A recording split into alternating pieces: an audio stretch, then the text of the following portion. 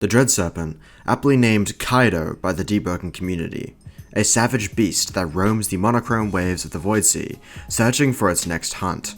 Sometimes you'll have to bring forth the serpent by your own means, but rarely it'll seek you out. If you're not prepared, well, prepare to meet your end at the hand of its jaws. However, the Dread Serpent's origins aren't frequently discussed. In fact, you'll be hard-pressed to find a single video touching on the lore behind this thing.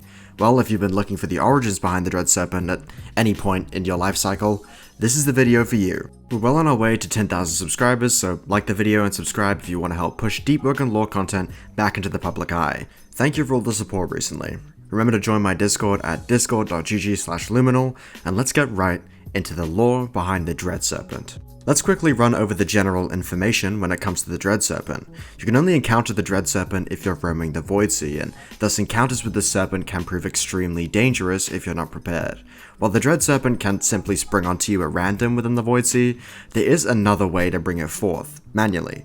If you produce an Ardor manifestation, which is a rare drop from any boss in the game, and activate it within the Voidsea, you'll be able to bring forth the Dread Serpent at your location. The Ardor manifestation's description reads as follows: a manifestation of dark energy.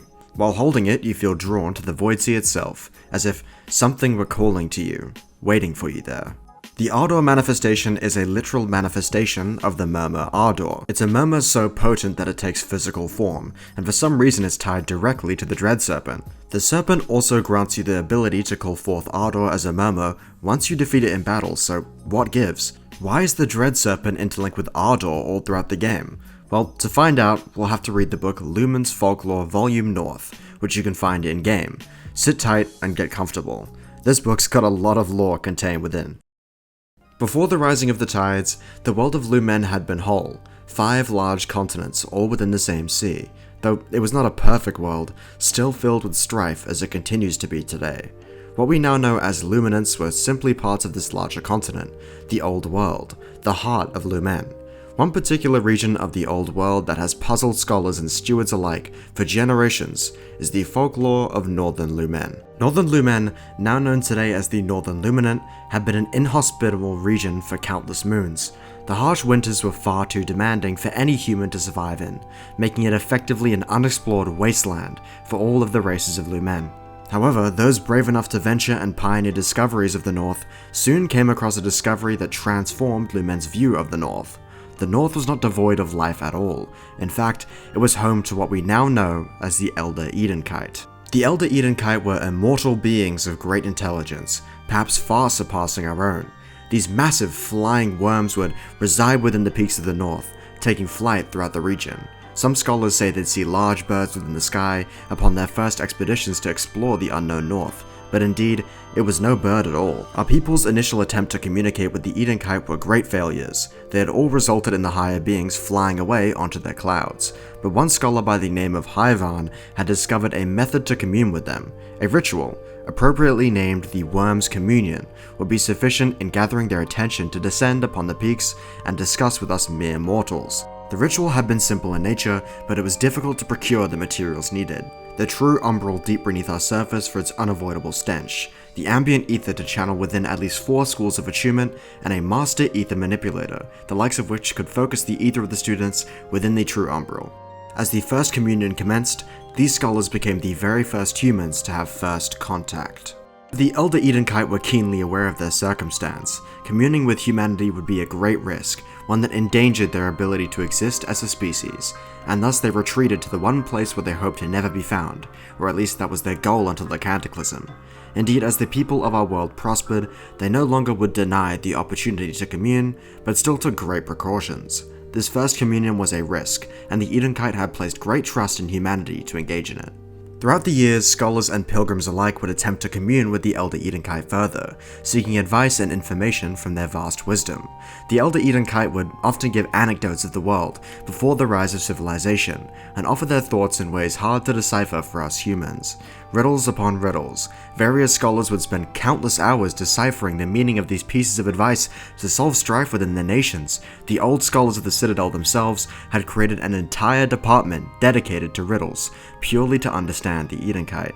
But, as we know, the Cataclysm did not last forever. Upon the sunsetting of the Cataclysm and the rising of the tides, one scholar had decided to take his own initiative.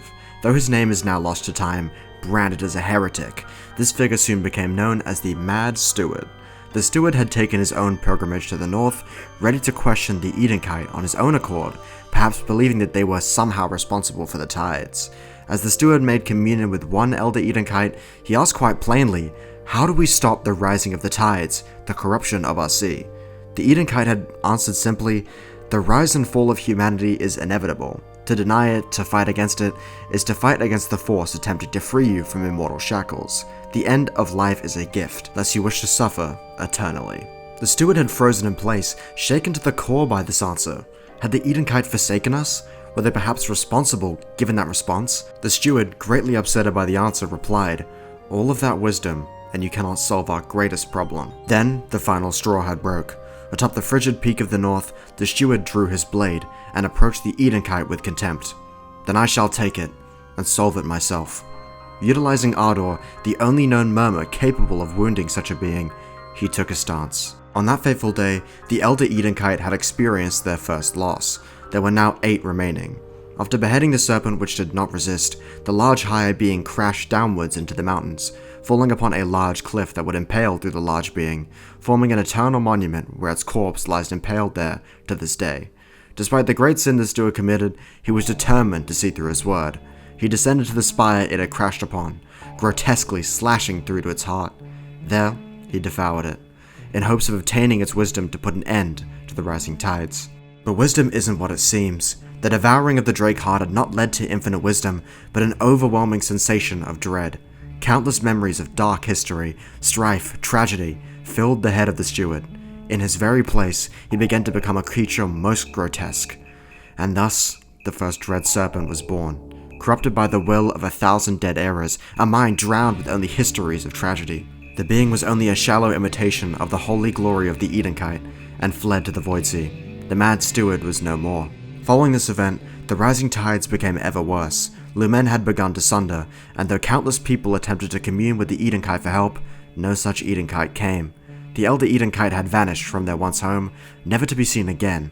Some believe they caused the tides as revenge for the loss of their kin, while others refuse this notion due to their consistent help. Tensions rose, and as the lands themselves began to break, the last pilgrims of North Lumen dispersed, returning to their homes, as the forgotten land of the Edenkite drifted north. Today, scholars still debate on if the Edenkite exist. They ruminate on if they simply fled, or had gone extinct over the years of the tides. With the Voidsea continuing to grow, they've thus shifted their goals to preventing the spread of the Voidsea, for it is all the hope they have left.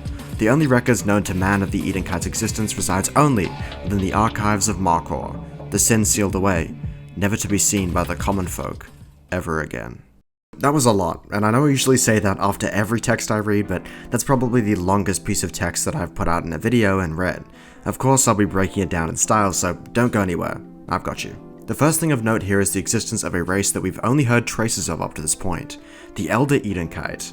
If you've got a keen eye, you may know of an enchant in-game called the Tears of the Edenkite. Well, we now know why they're crying. To recap what we've just read, Lumen's Folklore Volume North is not just a tale about the birth of the Dread Serpent, it's predominantly a tale about the Edenkite. The Edenkite, or Elder Edenkite since they're so old, are essentially flying mythical dragons that are practically all-knowing because they're durable enough to survive just about anything. However, they're terrified of making contact with humanity, which may confuse you at first, since the Edenkite are touted as essentially invincible, like I just said, but that question will be answered very soon. Regardless, the Edenkite eventually made contact with humanity after being lured by some sort of ritual involving Umbrite and 4 attunements. Elder Edenkite are then interviewed by humans, bestowing them wisdom in the form of riddles that countless scholars dedicate themselves to solving. When the Mad Steward traveled to the Edenkite looking for answers, he took it into his own hands to use the Edenkite's wisdom to prevent the ever-growing tides. The reason the Edenkite were fearful of humanity suddenly becomes clear, as the Mad Steward produced weaponized Ardor. This is touted by Volume North as the only way to damage the Edenkite, implying Ardor can bypass durability. This also explains why the Dread Serpent is attracted to Ardor, as it's the only weapon used to kill the Edenkite.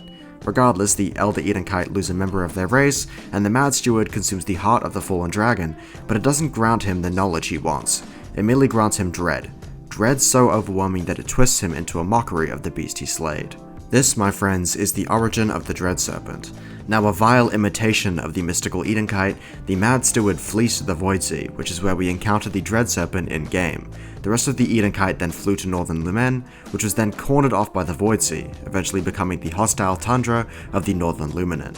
They've now been completely forgotten by everyone living in Lumen, except the scholars within Markor that keep archives of world history. Well, there you have it. Hooray! That's the lore behind the Dread Serpent. Or that's what I would say if we were done here.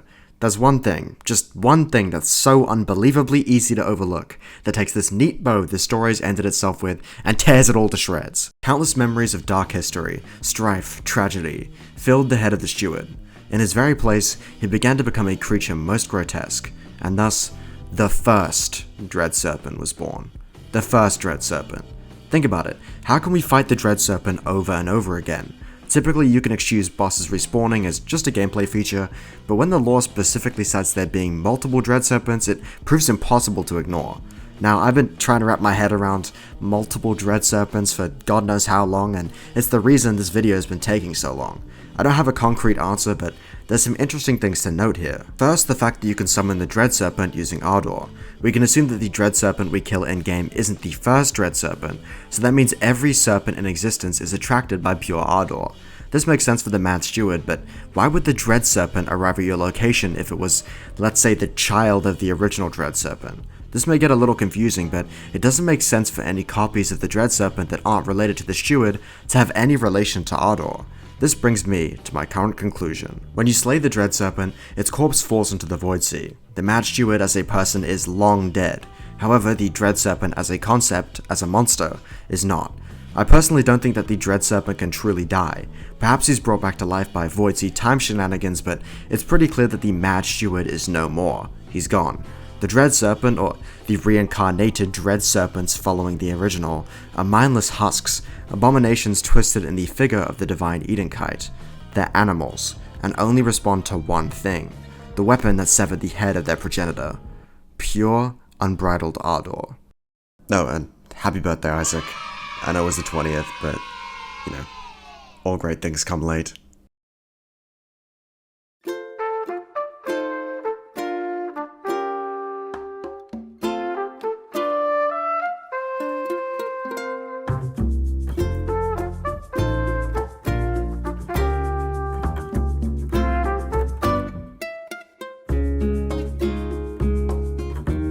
Don't forget, I forgot to put this in the original script, but don't forget, Ardor Manifestation only summons one Kaido at a time, right?